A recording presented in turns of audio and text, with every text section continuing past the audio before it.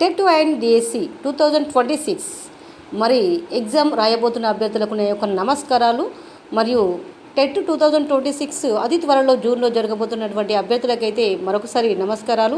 ఎందుకనంటే సైకాలజీ టెట్లో ఎక్కువగా మార్కులు తెచ్చేటువంటి సబ్జెక్టు కాబట్టి సైకాలజీలో పట్టు ఉంటే ఖచ్చితంగా మరి నెట్టుకుండా రావచ్చు. కాబట్టి ఖచ్చితంగా ఈ వీడియోని చూసి లైక్ చేయండి, సబ్స్క్రైబ్ చేయండి, మీ యొక్క అభిప్రాయాన్ని కామెంట్లో తెలియజేయండి. ఈ వీడియో చూసి ఖచ్చితంగా మార్కులు తెచ్చుకుంటారని నేను అనుకుంటున్నాను. ఇది మాత్రం మిస్ కాకండి. ఈ క్లాస్ మిస్ అయితే మరి మీకు మార్కులు పోయినట్టే. ఖచ్చితంగా ఈ వీడియోని వినండి. మరి ఇందులో నిన్నటి వీడియోలో జోక్య చర్యల గురించి తెలుసుకోవడం జరిగింది. చైల్డ్ డెవలప్మెంట్ అండ్ పెడగాజీలో జోక్య చర్యలు అంటే ప్రయోగం జరుగుతున్నప్పుడు మధ్య అడ్డు వచ్చి ప్రయోగంకు ఆటంకం కలిగించే వాటిని జోక్య చర్యలు అని అంటారని కూడా తెలుసుకోవడం జరిగింది. కాబట్టి మరి దానికి జోక్య చర్యలు అంటే ఉదాహరణ కూడా చెప్పుకోవడం జరిగింది. అలసట, విసుగు, శారీరక మానసిక సమస్యల వల్ల మరి ప్రయోగానికి ఆటంకం కలిగిస్తాయి. కాబట్టి జోక్య చర్యల గురించి అయితే నిన్నటి వీడియోలో తెలుసుకోవడం జరిగింది.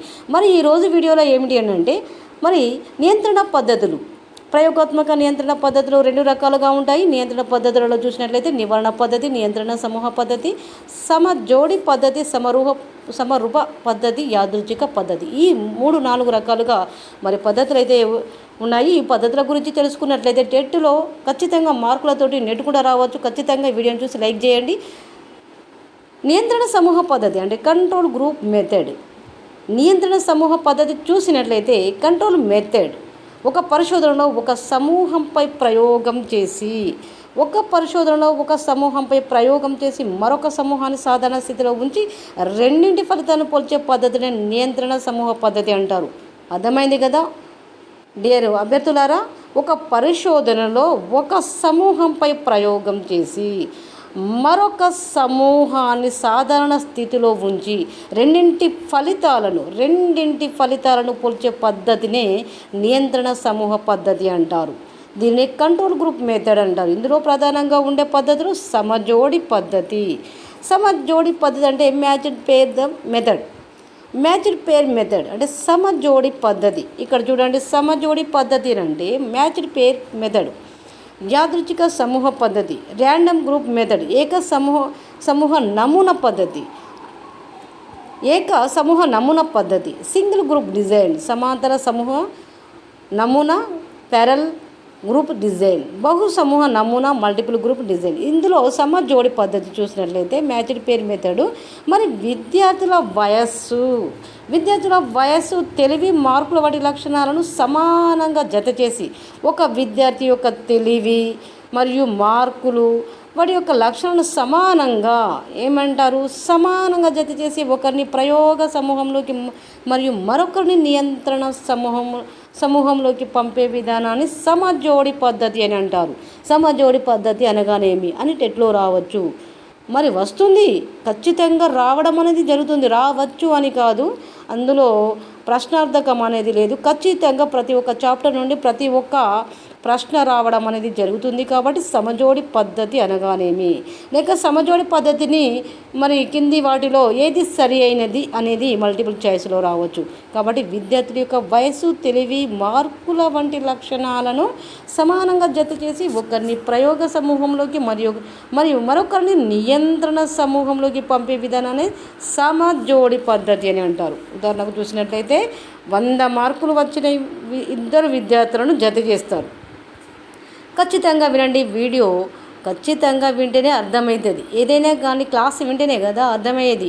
మాస్గా చెప్తేనే క్లాస్ అనేది అర్థమవుతుంది కదా. కాబట్టి 100 మార్కులు వచ్చిన ఇద్దరు విద్యార్థులను జత చేస్తారు. ఒకరికి కొత్త బోధన పద్ధతి ఉపయోగిస్తారు, మరొకరికి సాధారణ బోధన అనేది ఇవ్వడం జరిగింది. ఒకరికి ఏమి ఇస్తారట? కొత్త బోధన చేస్తారు, మరొకరికి సాధారణ బోధన చేస్తారు. మరి ఇద్దరి సామర్థ్యం దగ్గరగా ఉండడం జరుగుతుంది. కాబట్టి ఫలితాల్లో వచ్చిన తేడా బోధన పద్ధతి వలనే తెలుసుకోవచ్చు. ఎందుకనంటే కొత్త బోధనకు మరియు సాధారణ బోధనకు తేడా ఉంటుంది. కాబట్టి ఇద్దరి సామర్థ్యం దగ్గరగా ఉంటుంది. కాబట్టి ఫలితాల్లో వచ్చినటువంటి తేడాను చూసుకోవచ్చు. కాబట్టి దీనిని సమజోడి పద్ధతి అని అంటారు. యాదృచ్ఛిక సమూహ పద్ధతి అంటే ర్యాండమ్ గ్రూప్ మెథడ్. యాదృచ్ఛిక సమూహ పద్ధతి అనేది లాస్ట్ టెట్ ఎగ్జామ్లో రావడం జరిగింది. మరి అందులో కూడా సైకాలజీ అని అంటే ఖచ్చితంగా చైల్డ్ డెవలప్మెంట్ పెడగాజీలో తప్పకుండా రావడం జరుగుతుంది. ర్యాండమ్ గ్రూప్ మెథడ్ డెఫినేషన్: విద్యార్థులను ఎటువంటి పక్షపాతం లేకుండా లాటరీ లేదా చీటీ విధానంలో సమూహాలుగా విభజించే విధానాన్ని యాదృచ్ఛిక సమూహ పద్ధతి అంటారు. ఇక చూడండి, యాదృచ్ఛిక యొక్క అర్థం ఏంటిది? అసలు యాదృచ్ఛిక సమూహ పద్ధతి అంటే ఏమిటి? విద్యార్థులను ఎటువంటి పక్షపాతం లేకుండా లాటరీ లేదా చీటీ విధానంలో, లాటరీ ద్వారా చూస్తాము, చీటీ విధానం అంటే చీటీలు వేస్తారు కదా, ఒక డబ్బాలో అందరూ కలిపి ఒక డబ్బాలో చీటీలు వేయడం జరుగుతుంది కదా. చీటీ విధానంలో సమూహాలుగా విభజించే విధానాన్నే మరి యాదృచ్ఛిక సమూహ పద్ధతి అని అంటారు. అర్థమైంది కదా.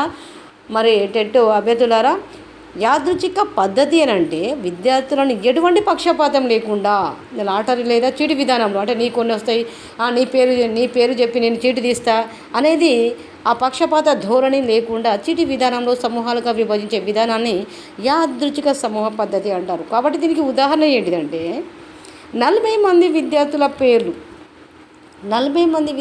పేర్లు చీటిలో వేసి యాదృచ్ఛికంగా 20 మందిని సమూహంగా, మిగతా 20 మందిని నియంత్రణ సమూహంగా ఎంపిక చేయడం జరుగుతుంది. ప్రతి విద్యార్థికి సమాన అవకాశం ఉంటుంది. అంటే ప్రతి ఒక్క విద్యార్థికి ఏముంటుంది? సమాన అవకాశం ఉంటుంది. పరిశోధనలో నిష్పాక్షికత పెరుగుతుంది. కాబట్టి దీన్ని యాదృచ్ఛిక సమూహ పద్ధతి అంటారు. ఇక్కడ చూసినట్లయితే 40 మంది విద్యార్థులు చీటిలో చేస్తారు. 40 మంది విద్యార్థుల పేర్లు చీటిలో వేసి యాదృచ్ఛికంగా 20 మందిని ప్రయోగ సమూహంగా, మిగతా 20 మందిని నియంత్రణ చేయడం జరుగుతుంది. దీనినే మరి యాదృచ్ఛిక పద్ధతి అని కూడా అంటారు. ఏక సమూహ నమూనా పద్ధతి, సింగిల్ గ్రూప్ డిజైన్. ఏక సమూహ నమూనా పద్ధతి అంటే ఏంటిది? అంటే ఏక అంటే సింగిల్ గ్రూప్ డిజైన్. ఒకే సమూహంపై ప్రయోగానికి ముందు, ఒకే సమూహంపై ప్రయోగం చేసే ముందు మరి తర్వాత పరీక్షలు నిర్వహించి ఫలితాలను పోల్చే విధానాన్ని ఏక సమూహ నమూనా పద్ధతి అని అంటారు. ఉదాహరణ చూసినట్లయితే అభ్యర్థులారా వింటున్నారు కదా. మరి సమూహ నమూనా పద్ధతి అంటే ఒక తరగతికి కొత్త టీచింగ్ మెథడ్ ఉపయోగించే ముందు టెస్ట్ నిర్వహించడం జరుగుతుంది. ఒక తరగతికి కొత్త టీచింగ్ మెథడ్ ఉపయోగించే ముందు టెస్ట్ నిర్వహించడం జరుగుతుంది. తర్వాత అదే తరగతి మళ్ళీ టెస్ట్ ఇస్తారు. అదే తరగతి ఏం చేస్తారు? మళ్ళీ టెస్ట్ ఇవ్వడం జరుగుతుంది. ముందున్న మార్కులు మరియు తర్వాతి మార్కులు పోల్చుతారు. అభివృద్ధి ఎంత జరిగిందో తెలుసుకుంటారు. కాబట్టి దానినే ఏక సమూహ పద్ధతి అని అంటారు. అంటే సింగిల్ గ్రూప్ డిజైన్. ఒకే సమూహంపై ప్రయోగానికి ముందు మరియు తర్వాత పరీక్షలు నిర్వహించి ఫలితాలను పోల్చే విధానాన్ని ఏక సమూహ నమూనా పద్ధతి అంటారు.